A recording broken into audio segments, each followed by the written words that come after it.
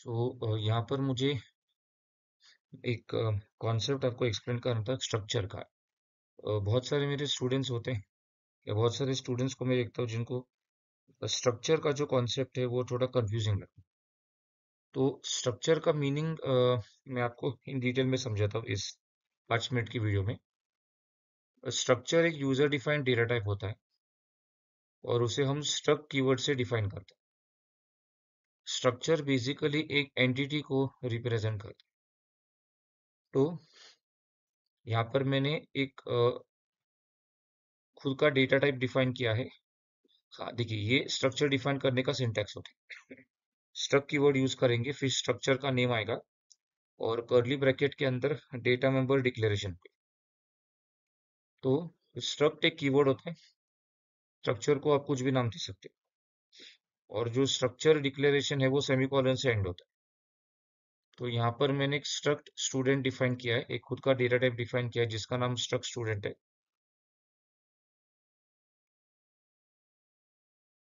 और struct student के अंदर 3 डेटा मेंबर है, नेम, रोल नंबर और परसेंटेज। तो ये जो 3 डेटा मेंबर है, नेम, रोल नंबर, परसेंटेज, ये जो 3 वेरिएबल है, नेम, रोल नंबर, परसेंटेज, वो हमने स्ट्रक्ट स्टूडेंट के बॉडी के अंदर डिक्लेयर किया।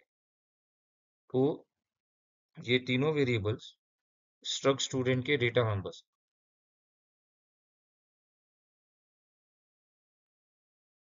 और और एक रूल है स्ट्रक्चर का कि जब हम स्ट्रक्चर के डेफिनेशन के अंदर डेटा मेंबर डिक्लेयर करते हैं तो हम उसे इनिशियल वैल्यू वहीं पर असाइन नहीं कर सकते। जैसे ये कोड मुझे सिंटैक्स एरर देगा क्योंकि यहाँ पर मैंने जहाँ पे रोल नंबर को डिक्लेयर किया है मैंने उसे वैल्यू वहीं पर असाइन किया है। Now structure variable, struct type का वेरिएबल डिक्लेयर करने के अलग अलग सिंटैक्स होते हैं। तो यहाँ पर मैंने एक स्ट्रक्ट स्टूडेंट डिफाइन किया है और S1 S2 S3 इसके 3 वेरिएबल्स हैं। तो S1 S2 S3 ये 3 वेरिएबल्स हैं ऑफ टाइप स्ट्रक्ट स्टूडेंट। तो यहाँ पर मैंने 3 वेरिएबल डिक्लेयर किए हैं, S1 S2 S3। सो यहाँ पर मैंने एक स्ट्रक्ट स्टूडेंट डिफाइन किया है और उसके बॉडी के अंदर 3 डेटा मेंबर है, देखिए, नेम, रोल नंबर, परसेंटेज। तो ये तीनों वेरिएबल जो है वो मैंने स्ट्रक्ट स्टूडेंट के अंडर डिक्लेयर किए हैं और उसके बाद मैंने यहीं पर 3 वेरिएबल डिक्लेयर किए, S1 S2 S3। तो जो S1 S2 S3 है वो 3 वेरिएबल है of type struct student. Basically ये हर वेरिएबल जो स्ट्रक्ट टाइप का आप डिक्लेयर करोगे वो एक स्टूडेंट को रिप्रेजेंट करेगा, एक उस एंटिटी को रिप्रेजेंट करेगा। तो S1 एक स्टूडेंट को रिप्रेजेंट करेगा, S2 एक स्टूडेंट को रिप्रेजेंट करेगा, S3 एक स्टूडेंट को रिप्रेजेंट करेगा। तो स्ट्रक्चर टाइप के वेरिएबल को डिक्लेयर करने का ये पहला सिंटैक्स होता है। स्ट्रक्ट टाइप के वेरिएबल को डिक्लेयर करने का और एक सिंटैक्स क्या होता है, आप पहले स्ट्रक्चर को डिफाइन कर सकते हो और फिर आप उसके वेरिएबल डिक्लेयर कर सकते हो नेक्स्ट लाइन पे। तो यहाँ पर हमने 3 वेरिएबल डिक्लेयर किए हैं, S1 S2 S3। और ये तीनों जो वेरिएबल है S1 S2 S3, ये 3 वेरिएबल हैं ऑफ टाइप स्ट्रक्ट स्टूडेंट। तो ये हमने पहले एक स्ट्रक्चर डिफाइन किया है और उसके नीचे नेक्स्ट लाइन पे हमने S1 S2 S3 S3 variable declare किया of type struct student. Struct type का वेरिएबल डिक्लेयर करने का और एक सिंटैक्स क्या होता है, ऐसे होता है। पहले हम स्ट्रक्चर को डिफाइन करेंगे और फिर उसका वेरिएबल डिक्लेयर करेंगे। सो यहाँ पर जहाँ मैंने वेरिएबल को डिक्लेयर किया स्ट्रक्ट टाइप का, मैंने कर्ली ब्रैकेट में उसे वैल्यूज असाइन किए। तो ये वैल्यूज ऑटोमेटिकली उस स्ट्रक्ट वेरिएबल के डेटा मेंबर्स को असाइन होंगे। फॉर एग्जांपल मोहन जो है वो S1 के नेम में स्टोर होगा, रोल नंबर S1 के रोल नंबर में 1 स्टोर होगा, S1 के परसेंटेज में 91 स्टोर होगा। एंड हाँ, इसमें और एक मुझे पॉइंट कहना था कि जब आप स्ट्रक्ट टाइप के वेरिएबल डिक्लेयर करोगे तो हर वेरिएबल को खुद की एक कॉपी मिलेगी रैम मेमोरी में ऑफ द डेटा नंबर। तो S1 के लिए नेम, रोल नंबर, परसेंटेज की कॉपी अलग होगी S2 के लिए नेम रोल नंबर परसेंटेज की कॉपी अलग होगी, S3 के लिए अलग होगी, S4 के लिए अलग होगी। तो यहाँ पर जैसे आप देख रहे हो कि नेम के टोटली 4 कॉपी क्रिएट हुए, रोल नंबर के 4 कॉपी क्रिएट हुए, परसेंटेज के 4 कॉपी क्रिएट हुए, क्योंकि हमने 4 वेरिएबल डिक्लेयर किए उस स्ट्रक्ट टाइप के। तो हाँ, एंड हर स्ट्रक्ट वेरिएबल को कितनी मेमोरी मिलेगी रैम मेमोरी में? अ, उस स्ट्रक्चर के अंदर जितने भी डेटा नंबर है, उन सारे डेटा नंबर्स के साइजेस ऐड करके जो टोटल साइज आता है, उतनी साइज की रैम मेमोरी मिलेगी उस स्ट्रक्ट टाइप के हर वेरिएबल को। फॉर एग्जांपल S1 को 108 बाइट्स, S2 को 108 बाइट और सो। अगर मुझे एक किसी भी स्ट्रक्ट वेरिएबल के डेटा नंबर को एक्सेस करने, तो मुझे क्या करना पड़ेगा? मुझे उस स्ट्रक्ट वेरिएबल पर डॉट ऑपरेटर यूज करके उसके डेटा नंबर एक्सेस करने पड़ेगा। For example S1 dot name, S1 dot roll number, S1 dot percentage लिखा, तो वो S1 के डेटा नंबर को एक्सेस करेगा। तो इसमें और एक पॉइंट आता है नेस्टिंग ऑफ स्ट्रक्चर का। तो नेस्टिंग ऑफ स्ट्रक्चर का मतलब क्या? एक स्ट्रक्चर जिसके अंदर हमने और एक स्ट्रक्चर डिफाइन किया, उसे उसको कहते हैं nesting of structure. For example यहाँ पर हमने एक स्ट्रक्चर डिफाइन किया एम्प्लॉय, और स्ट्रक्ट एम्प्लॉय के 4 डेटा नंबर है, e name, e I D, e salary तो है ही, और एक स्ट्रक्ट बर्थ डेट हमने डिफाइन किया है उसके अंदर। और स्ट्रक्ट बर्थ डेट के 3 डेटा नंबर है, नेम, मंथ, डेट और ईयर। और जो वेरिएबल बी है वो स्ट्रक्ट बर्थ डेट का वेरिएबल है, बट वो स्ट्रक्ट एम्प्लॉय का डेटा नंबर है। तो सो स्ट्रक्ट एम्प्लॉय के टोटली 4 डेटा नंबर है, e name, e I D, e salary और बी।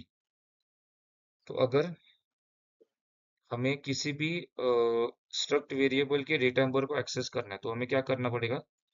हमें वो स्ट्रक्ट टाइप का वेरिएबल डिक्लेयर करना पड़ेगा। और जैसे हमने यहाँ पर स्ट्रक्ट एम्प्लॉय का वेरिएबल ई डिक्लेयर किया है, और अभी मुझे ई पर नेम आईडी सैलरी एक्सेस करना है, तो मैं directly E dot name, E dot I D, dot salary लिख सकता हूँ। बट मुझे ई के अंदर जो मंथ, डेट और ईयर है, उसको एक्सेस करना, तो क्या करना पड़ेगा? E dot B dot month, ई डॉट बी डॉट डेट और ई dot B dot year. Okay, तो एक पहले एक सिंपल प्रोग्राम दिखाता हूँ स्ट्रक्चर का। तो यहाँ पर मुझे क्या करना है? एक सी प्रोग्राम लिखना है to accept and display details of a student. तो यहाँ पर हमने स्ट्रक्ट स्टूडेंट डिफाइन किया है। स्ट्रक्ट स्टूडेंट के अंदर 3 डेटा नंबर है, जैसे आप देख रहे हो, नेम, रोल नंबर, परसेंटेज। फिर हमने यहाँ पर एक स्ट्रक्ट स्टूडेंट का वेरिएबल S1 डिक्लेयर किया है, और फिर हमने यूजर से इनपुट लिया है S1 dot name, S1 dot roll number, S1 dot percentage. और फिर मैंने वो तीनों डेटा नंबर के वैल्यू डिस्प्ले की, S1 के तीनों डेटा नंबर के वैल्यू डिस्प्ले की। तो अभी मैं इसको रन करके दिखाता हूँ।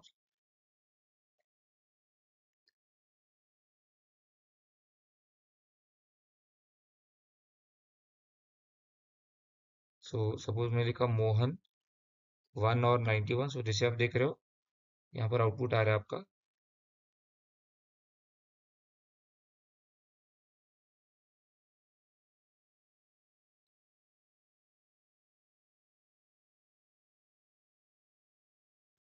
और उसी तरह से एक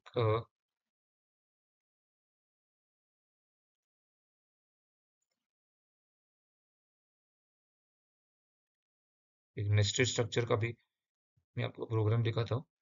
और एक प्रोग्राम दिखाता हूँ स्ट्रक्चर और फंक्शन का, जहाँ पर मैंने कॉल पर रेफरेंस का यूज किया है। तो यहाँ पर मैंने स्ट्रक्ट स्टूडेंट डिफाइन किया है, फिर एक्सेप्ट और डिस्प्ले, ये दो फंक्शन के प्रोटोटाइप डिक्लेरेशन स्टेटमेंट्स मेन के ऊपर लिखे हैं। दोनों के प्रोटोटाइप डिक्लेरेशन स्टेटमेंट मैंने कैसे लिखे? एक्सेप्ट के टाइटल में लिखा है struct student pointer. So except के टाइटल में हमने एक पॉइंटर वेरिएबल डिक्लेयर किया है ऑफ टाइप स्ट्रक्ट स्टूडेंट, जिसका नाम S2 है। तो S2 पर हमने ये एरो ऑपरेटर यूज किया है, क्योंकि जब आप स्ट्रक्ट टाइप का वेरिएबल डिक्लेयर करोगे, पॉइंटर वेरिएबल डिक्लेयर करोगे, उस पर आप एरो ऑपरेटर यूज करोगे। एरो ऑपरेटर के अंदर दो सिंबल आते हैं, माइनस और ग्रेटर। तो ये S2 arrow name, S2 arrow roll number और S2 एरो परसेंटेज, वो बेसिकली किसके डेटा नंबर को एक्सेस करे? S1 के, जिसका एड्रेस S2 में पास हुआ। तो यहाँ पर एक्सेप्ट को कॉल किया, S1 के एड्रेस S2 में पास हुआ है, तो S2 का यूज करके S1 के डिटेल्स हम एक्सेप्ट करें। फिर डिस्प्ले के अंदर हमने S1 की डिटेल डिस्प्ले किया। सो अगेन हमने जब डिस्प्ले कॉल किया तो S1 पास किया, S1 के डेटा नंबर की वैल्यू S2 में कॉपी हुए और वो वैल्यू हमने यहाँ पर प्रिंट की। तो मैं उम्मीद करता हूँ ये भी सबको क्लियर है।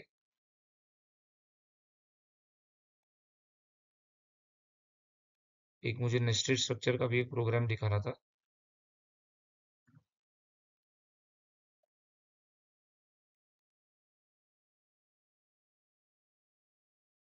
ये वाला।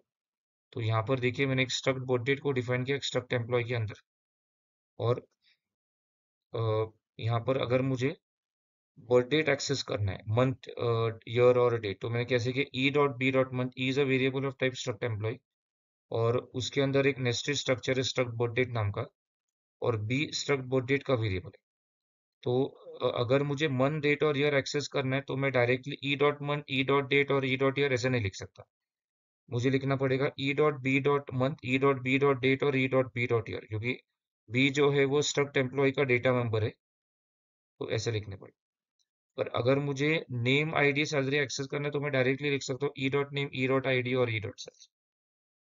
ठीक है, तो आई होप ये सबको क्लियर है, आप सबको क्लियर होगा। Thank you.